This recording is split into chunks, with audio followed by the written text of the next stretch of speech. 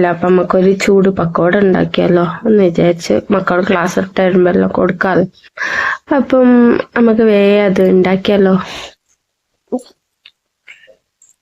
അപ്പം ഞാൻ ഒരു പാത്രം എടുത്ത് വെച്ച് 2 കപ്പ് മൈദ അരിച്ചെടുത്തു. 2 കപ്പൊന്നുമില്ല കേട്ടോ, 2 ആ കയ്യിൽ കുഞ്ഞു കയ്യിലിനനുസരിച്ച്. പിന്നെ മുളകും പൊടി, ഉപ്പ്, പിന്നെ ഇത്തിരി ചിക്കൻ മസാല, മഞ്ഞൾപ്പൊടി എല്ലാം ഇട്ട് കൊടുത്ത് നല്ലൊന്ന് മിക്സ് ചെയ്ത് വെച്ചു. പിന്നെ വെച്ച ക്യാബേജും പിന്നെ ഉള്ളി, പിന്നെ കുറച്ച് ഗരം മസാലപ്പൊടി കുറച്ചും കൂടി ഇട്ട് കൊടുത്തു. പിന്നെ പച്ചമുളകും കരിവേപ്പിലയും കൂടി ഇട്ട് ഇതുപോലെ ഫ്രൈ ചെയ്തെടുത്തു. അപ്പം നമ്മളെ ചൂടൻ ക്യാബേജ് പക്കോട റെഡിയായി. അപ്പൊ കുട്ടികൾ വരുമ്പോൾ സ്നാക്സ് ആയിട്ട് വൈകുന്നേരം കൊടുക്കാൻ ഈ മയത്ത് അടിപൊളിയായിരിക്കും.